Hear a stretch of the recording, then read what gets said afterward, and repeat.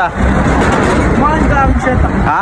Kumagaan yung takbo. Gumagaan-gaan yung takbo, no? Accelerator bagal pa rin. Oh, ngayon, smooth na. Smooth na. Hindi siya nakakatakot na parang takot-takot ang parang... Kala mo, hindi ka makakapag-overtake, no? May ano siya, kuminahawa siya. Okay. Toyota Wigo. Picture mo, post mo. Palit tayo ng ETF. So, P4. Di ba kasi hula-hula eh, no? Napakaitim na. Maitim na yung kanyang langis, mga tropa pits. Tapos lilinisin natin tong filter niya. Tulad ng pinaugilaan. Hindi siya sure kung ano yung bibiliin ng filter, kaya no choice, lilinisin ko muna to. Ayan, yung kanyang oil pan, mga tropa pits. So, yung itim na kopya nyo yun.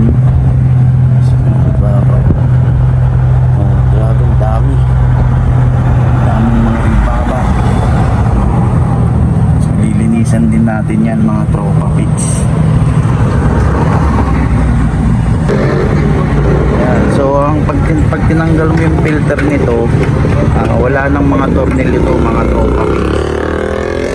Sisikwatin mo lang siya ng pagganon. Pag nasikwat mo, natanggal na yan, mga tropa pits, no? Itim.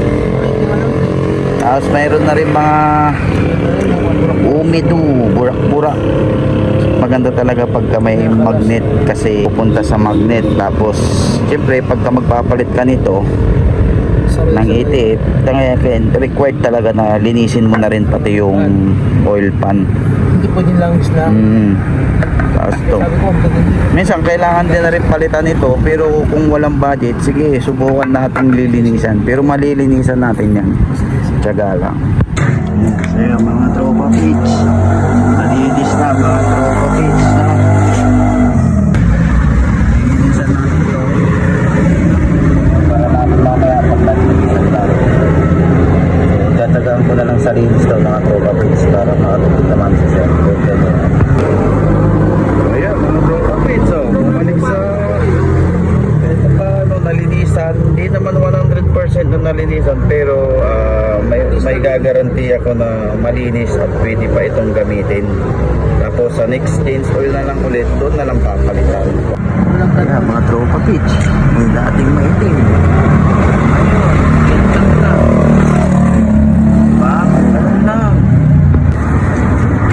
Sinukat namin, sobra pa to ng sobra to ng mga hindi bago maglalahati. Tapos punong-puno yung 4 na litro. Pero nilagay namin 4 na litro muna. Tapos may dipstick naman, susukatin na lang namin. So ngayon papaandarin ko muna, tapos i-bleed yung ship.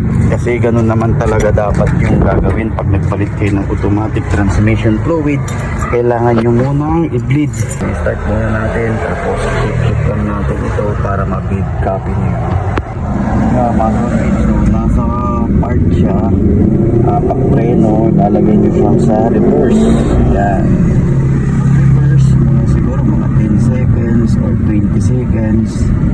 I-shift nyo ulit siya sa neutral para sa ganun umikot yung fluid sa reverse. Open. Ngayon, pag nasa reverse na siya, lalagyan nyo sa neutral. Ayan, so paikutin nyo ulit. Tapos dapat naka-handbrake tayo at naka-apak tayo sa preno para sure ball, mga tropa pits, no? At hindi siya abanti, hindi siya atras, kasi dapat ma-bleed nyo muna siya bago nyo patakbuhin. Open yun, drive. Ayan, so nasa drive na siya, iikot yung fluid, tapos low gear natin, mga tropa pits, pagkatapos sa drive. Open yun. Ayan, so third gear, tapos nilagay natin sa second gear pagka umikot na yung fluid sa mga gear. Open yun. Ayan, so nasa ito na tayo, mga tropa pits. So gawin nyo lang to mga kahit na 30 minutes para sure ball tayo na pumasok yung mga fluid sa mga gear. Happy na yun mga to. At syempre, check nyo rin kung nagdra-drive po kayo.